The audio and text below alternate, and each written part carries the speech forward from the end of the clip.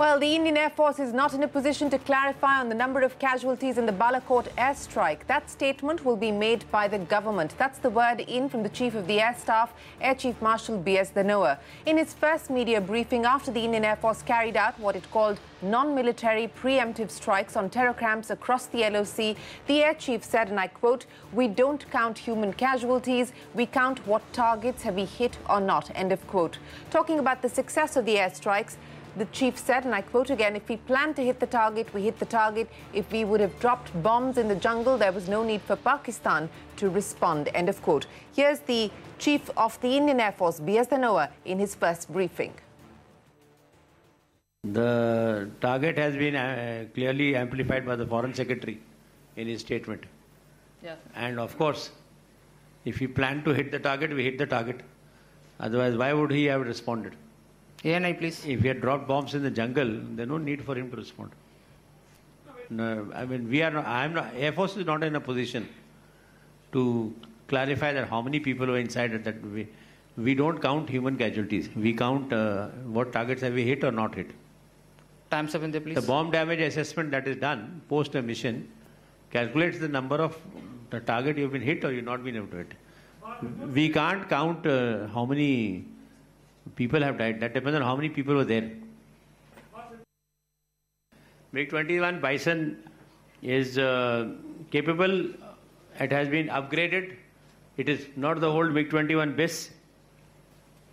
It's got a better weapon system. It's got better radars, better air-to-air missiles, radar warning receivers, shaft flares, whatever it takes to make it, from third generation to 3.5 generation or so.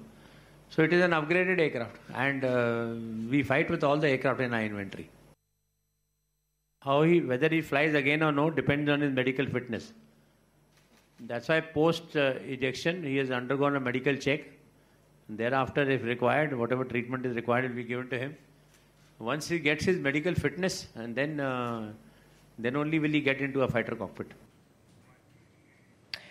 Well, that's the Chief of the Indian Air Force saying we count targets that we've hit, not the casualties. Now, while the Air Force has left it to the government to share the information on the number of casualties during the Balakote airstrike, BJP Chief Amit Shah has claimed that over 250 terrorists were killed in the operation. This makes him the first BJP leader to put that number on record. However, the opposition has questioned his claims. Opposition parties have also accused the BJP of politicizing the India-Pakistan tensions. Narendra Modi सरकारे बरोबर 13 દિવસે air strike કરી 250 થી વધારે આતંકવાદીઓનો એક પણ casualty વગર. Prime Minister Modi accused Congress and other opposition parties of politicizing airstrikes. You, on the contrary, have held Prime Minister guilty of politicizing terror. Why do you say so? Because the Prime Minister is talking about all this, not us. He is the one who is saying that, look, what a great victory. He's saying, Amit Shah is saying 250 people have been killed. We are not saying it. So why is he saying it? Because he knows that the 2019 election is around the corner, right? And the defense services have not given the numbers. So how does Mr. Amit Shah know? Where did he get this number from? Who told him? He's only a president of a party. He's not in government. And SS Ahluwalia, on the other hand, says that, look, the whole purpose of this exercise was only to send a message to Pakistan that if you do such a thing in India, your terrorists attack us in this fashion and we lose 40 CRPF Jawans, then we have the ability not only to cross the border, but also teach you a lesson. So who is telling the truth? And if they are putting out these numbers, we have the right to ask questions. 300 people had died. What is the source of that information? I can tell you on record, one of the senior ministers planted this fake news. But can you imagine a senior minister like this putting out these numbers saying 250, 300 dead? This kind of political theatre is bad for this country. The Indian Army, the Indian Navy, the Indian Air Force, these belong to India, to the people of India. Opposition parties accusing the government of politicization. And do remember, the Foreign Secretary did not give a number. He said that they did have an estimation of the casualty, but he did not put down a number in his briefing. We heard from AVM Kapoor as well in that joint briefing that the three services did. And he reiterated what we've heard from the Air Chief today, saying that it was too premature to give a casualty count, that it was up to the government to share those details. And that's exactly what the Air Chief has said today. Now, joining us to take this discussion forward, Michael Kugelman, Deputy Director of Asia Program and South Asia, Senior Associate at the Wilson Center, Kanwal Sibal, former Foreign Secretary, Praveen Swami, Editor at First Post. Gentlemen, appreciate you joining us here on the program. Praveen, let me start by asking you, because over the weekend we've seen several reports, including yours, with several versions of what happened during the Balakote strikes. There's been versions reported by the Indian media, there is the foreign press reporting, there is, satellite imagery that's been accessed commercially, and there are think tanks that are putting out their own reports. Now you have the BJP party president going on record for the very first time saying that 250 terrorists were killed in that Balakote strike. The opposition saying you're not a member of the National Security Council, you're not even a member of cabinet. If the government hasn't put out an official number, why are you? I mean, this is fast now turning into a bit of a dog and pony show, isn't it? It is. And, unfortunately, Shireen, there's a pattern to this. After each sort of large national security operation, recall the strikes across the border into Myanmar against the NSCN, the earlier cross-line of control strikes in 2016. We've had some hyperbolic reporting for which probably the media should introspect a little. And it's almost as if people, don't like realistic numbers because there's not an adequately filmic quality to it. But essentially, there are two reasons here for this sort of fog over the numbers. The first reason is the government of India hasn't shared data it has. It has imaging of what targets were hit. Those targets, the Air Chief is completely right, will not let us assess how many people were hit, because we won't know what's inside the building. But it will at least give a good idea of how extensive the damage was and put rest to some of this speculation. Right. And frankly, if country after country after country across the world can release this kind of imaging data, I don't think the secrecy argument that is being made holds much ground. The second reason has to do with the government of Pakistan. Remember that the media accounts we've had over there came a good 48 hours after these strikes took place, that there was no immediate access to the area, which was cordoned off immediately by the army. And there is a record of journalists in Pakistan not being able to report independently on these things. There's a long roster of journalists who've reported things the Pakistan army didn't want to have published about jihadists who are now living in exile. So the Indian government's silence, the Pakistani government's censorship are combining here in a very toxic way. And in my view, it's imperative that Indians know the truth of what happened, because it's important to have a robust national consensus that does not get worn down and washed away in the course of this election campaign. And sadly, it looks like it's heading that way. It does look like it's heading that way. Let me bring in the former Foreign Secretary Kanwal Sibal into the conversation as well. And I want you to pick up on the point that was just being made there by Praveen Swami, Mr. Sibal. Between silence on the part of the Indian government and censorship on the part of the Pakistan government, all we have to deal with is, Twitter feeds from both sides going at each other. What do you believe could be the reason why the government is holding back on providing what really transpired during the Balakote airstrikes? I've mentioned that we heard from the Foreign Secretary, and that was a very measured statement, which was probably absolutely the right thing to do at that point in time. But we probably have much more assessment done of the damage caused on account of the Indian Air Force's preemptive strikes. So why is it that we don't yet have information forthcoming? Well, I think we have given enough information.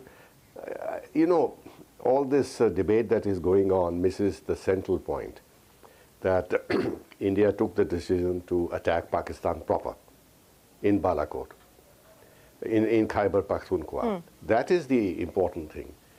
The rest is a matter of detail, because this was a very major step on India's part to convey to Pakistan very forcefully that from tomorrow onwards, your terror groups and your terror facilities are within the range of India's Air Force, and India has the right and the will to take action. Now, if there's another major terrorist attack linked to Pakistan, it is very clear that India is going to attack. And don't forget, Muridke is just across the border. It's very reachable. You don't have to use your Air Force even.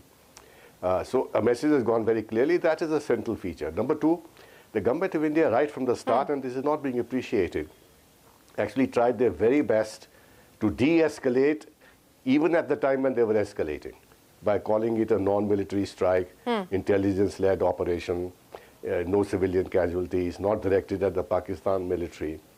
So the whole idea was not to start a war, but it's a shot across the bow of Pakistan that from tomorrow we will inflict pain on you. So this is the point to understand. Number three, you know, when it came to the surgical strikes across the border, there was a lot of pressure from the media, from the opposition and elsewhere, because the usual story that Prime Minister Modi, you know, is an event manager.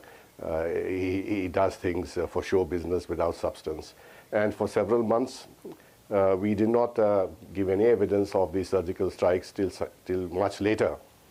Some information was put out that these surgical strikes took place.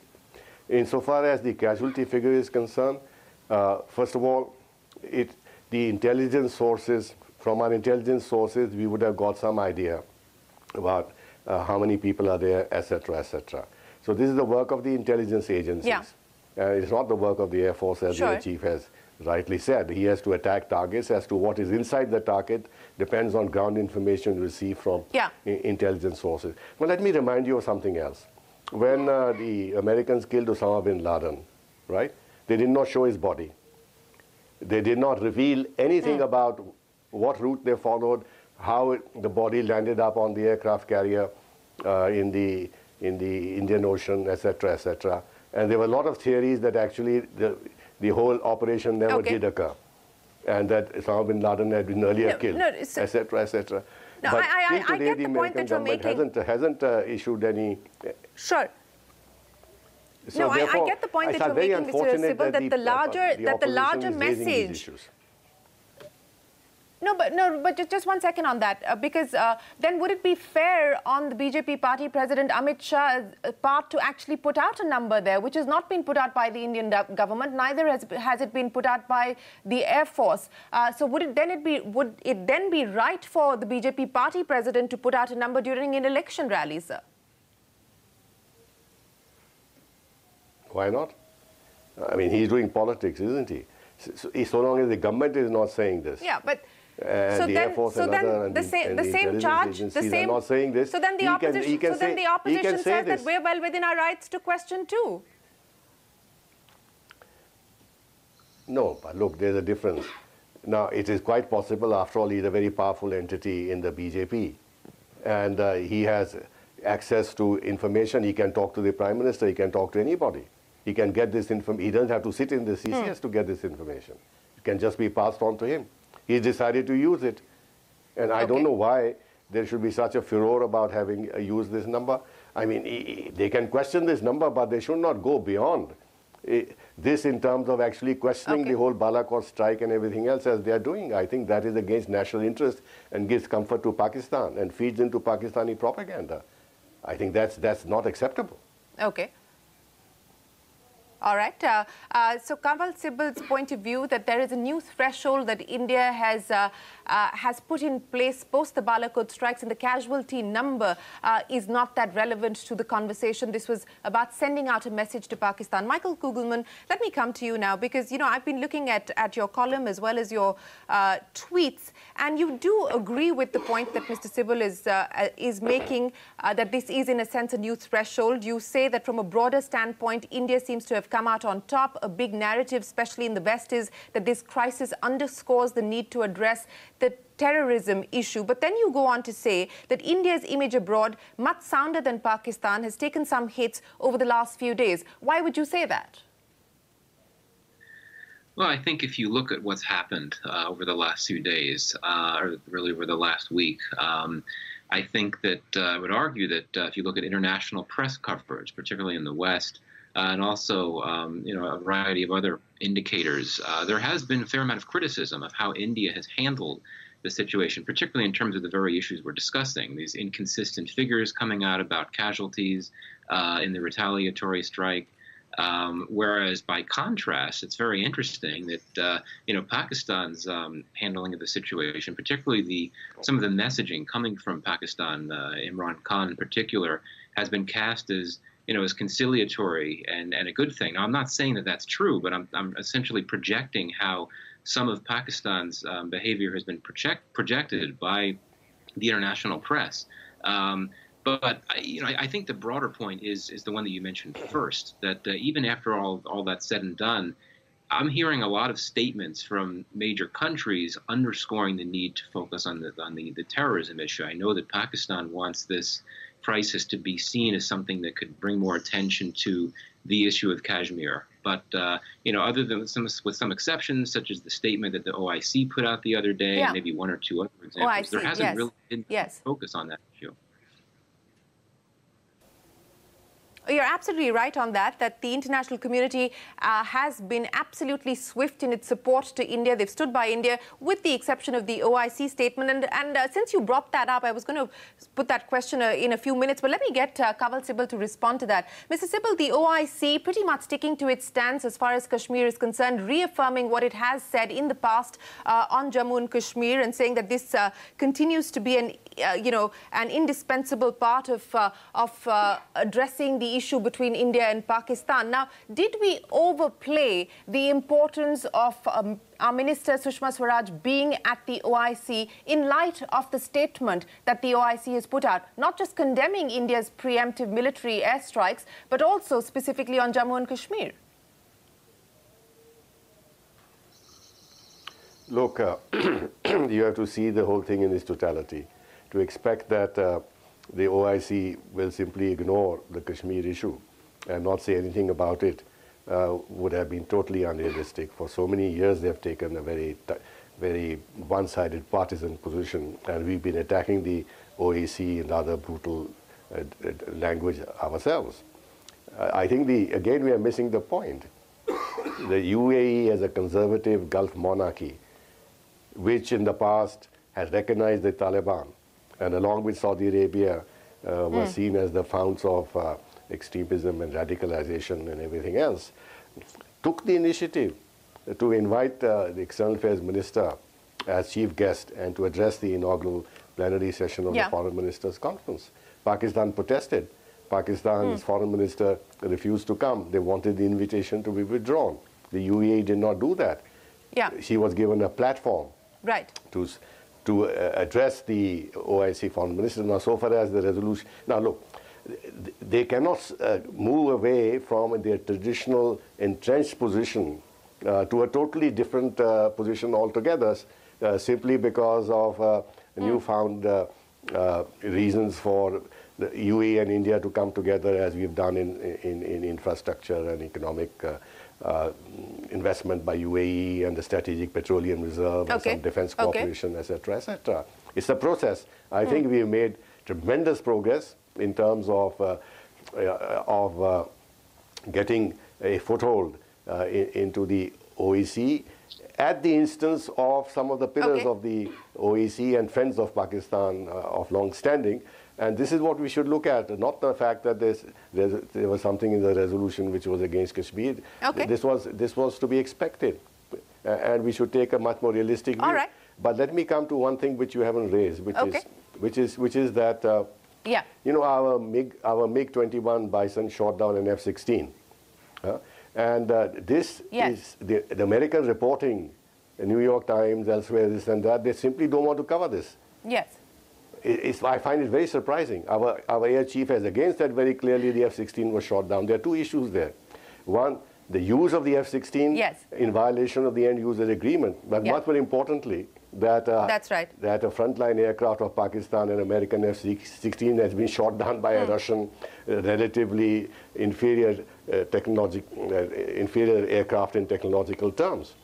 You know, this is a big blow to the to Lockheed Martin and F-16 who want to sell F-16s to India. But there's a cover-up that I can see that's going on in not only the American press but American think tanks. They're totally ignoring this. On the one hand, they say Pakistan lies, is deceitful, is never truthful.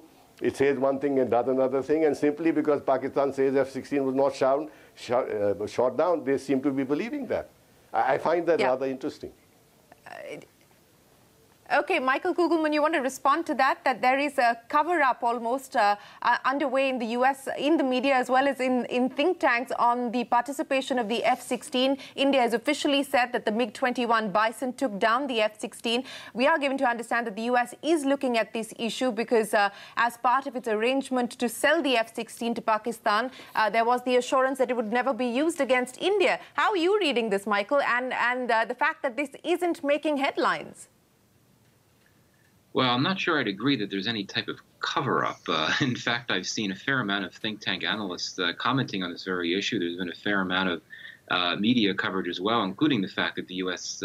Government is looking into this allegation that F-16s were used. And look, I don't want to speculate. I mean, if we want to assume that it's true that F-16s were used in this strike, that could be very significant for U.S.-Pakistan relations because, as I understand it, when you look at this recent weaponry that the U.S. has provided to Pakistan, the understanding is that Pakistan was going to use it to fight terrorism domestically. And also, as I understand it, if Pakistan does choose to use this weaponry against other countries or third countries, i.e. India, there needs to be permission obtained from the United States, which clearly was not the case. So, I mean, if this is true, if it's proven, then absolutely there could be ramifications for the U.S.-Pakistan relationship. And I think there's plenty of discussion about that here in Washington right now.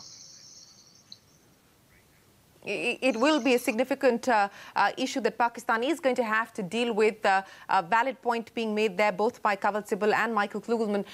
Praveen, let me come back to you and pick up on another development that we've seen play out in a lot of back and forth over the weekend. Masood Azhar, alive, dead. I mean, there's all kinds of reports doing the rounds. I mean, we did hear in that Christian Amanpour interview from the Pakistan Foreign Affairs Minister categorically stating that he was very unwell and could not move out of his home. But what do you make of the back and forth, which seems fairly convenient timing? So I wish I had his cell phone number, Shireen. I don't, so I haven't been able to ask. Look, what are the facts that we actually know? He has been diabetic and ailing for some length of time. We know on the night of the 26th, late at night, he was alive. And we know this because in the last column in his magazine, which is published every weekend and presumably goes to press on a Thursday or a Friday, he refers to having just received the news of the attacks and says he will write about it the following week. So on the 26th, late at night, he was alive, writing his column. The week before, he'd said that he's working on a book and given readers some details of what the book was going to be about. So we know he's ill, but not so desperately ill that he can't sit up and write his columns or his book. Is he alive? I don't know. There has been no public statement. But here again, isn't it interesting that this story, just like the F-16 story or so many other parts of this crisis, is clouded in mystery? And with all respect to Mr. Sibal, I think there's a problem in the Indian context with a bureaucracy that seems to live in the 1980s, where giving an official statement placed something beyond the realm of questioning and truth. Now, I may believe what somebody is telling me, but the fact of the matter is we live in an age when any official claim is going to be mercilessly interrogated on social media by independent experts, by think tanks, and all of these elements are important to building public opinion and a consensus. So whether governments like it or not, there may have been lovely days in the 80s when policy was simply a matter of something to be discussed between two governments and have a bland 2-paragraph press release to be given out to the newspapers the next day. But the world has changed. And the Indian government has a mass of evidence to share. Unfortunately, it doesn't seem to know how to play that game intelligently. We've seen this happen on 26/11. We've seen it happen during the surgical strikes in 2018. we're seeing it again now.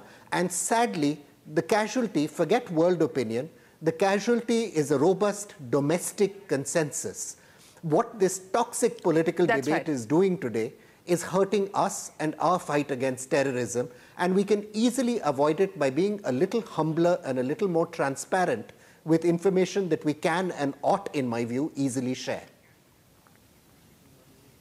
Okay, I don't know whether Mr. Sibal wants to quickly comment on that, but Mr. Sibal, before you respond to Praveen, we've got the last few minutes of the program. I also want to ask you now in terms of what you expect as next steps. I go back again to the media briefing by the Air Chief today. In response to a question, he said, "I will not comment on ongoing operations, but they are still ongoing." So, A, your sense on whether we have in fact climbed down the escalatory ladder, and what do you expect and anticipate as the next steps? No, I think this is the wrong way to look at it. Seems to suggest that we want a war, that we want escalation. It's not that case at all. As I said in our initial statement itself, we bent over backwards to actually give Pakistan reason not to retaliate. There was a de-escalation built into our statements right from the start. But then, of course, the Pakistani did try to attack our military installations, and then in that dogfight that pursued, they lost an F-16, we lost a MiG-21, one of our pilots was captured, and so on. But there is now fighting going on the LOC, etc., etc. So things have not ended. And there's no guarantee that they will end, notwithstanding Imran Khan's so-called peaceful statements, etc., etc., because I looked at his speech very carefully. It was a very arrogant speech, actually talking down at the Indian leadership and projecting Tipu Sultan as his role model, and also implicitly threatening us with his nuclear weapons, etc. So they're totally unrepentant. They're totally. But there's one point I'd like to make, which is important in the context of Masood Azhar, which is that Mullah Amar was dead for 2 years, and this was not reported. And the Taliban were very active on the ground. So the fact that Masood Azhar is dead or alive and whether he's declared an international terrorist is not very relevant. That's a diplomatic game. The reality is the JEM is an organization. And whether he's unwell or he has died is not very material. The JEM has to be dealt with very forcefully by the Pakistani government if they want to actually go down the right road in terms of dealing with the terrorist organization. No, I'm glad. And build a peaceful I'm glad that you make that point, sir. I'm glad that you make that point that we shouldn't over-obsess with Masood Azhar, even in light of the UNSC resolution, which we expect to go against him. And that is because, as you point out, and Praveen and everyone else over the past week, we've been discussing this, is that the Jaish continues to operate, and it will continue to operate in its many avatars. So let's not obsess only about Masood Azhar. But Michael, I'll give you the final comments on the program before we close. What are going to be the signals that you're watching out for? What will be the signals that the international community is going to be watching out for now? So far, as I pointed out, whether it's France or the US or UK, everyone has come out in support of India's preemptive non-military strike. They've stood by India. They haven't raised the issue of Kashmir. What will be the signals that the international community and you will watch out for? Well, I think that the international community indeed certainly came out in support of the Indian strike, but the international community does not support at all the idea of any more escalation. I think that's an important point to put out there. What I'm looking at is the LOC. I mean, as was mentioned, it got quite hot over the last few days. It seems to have quieted down a bit. That seems to be the area to watch out for. And I think in that note, if, we could talk about actions de-escalating, but the rhetoric and messaging could well escalate if that firing starts to get tense. And then you have to worry about some other type of strike, because things have calmed down now, but my sense is that this is going to be a prolonged crisis that's going to play out for quite some time, and it could well last beyond India's forthcoming election. But for me, bottom line is seeing if the intensity of the fighting on the LOC picks up again. That could be a major issue. That could be a major issue, and we have seen ceasefire violations pretty much through the week across the line of control. Michael Kugelman, Kaval Sibal and Praveen Swami, always a pleasure. Appreciate you joining us here. Well, we hope that reason and restraint both will be exercised as we calibrate the next steps of what seems to be a prolonged crisis. Thanks very much for your time, gentlemen. We'll take a break. We're back with a lot more. Stay with us.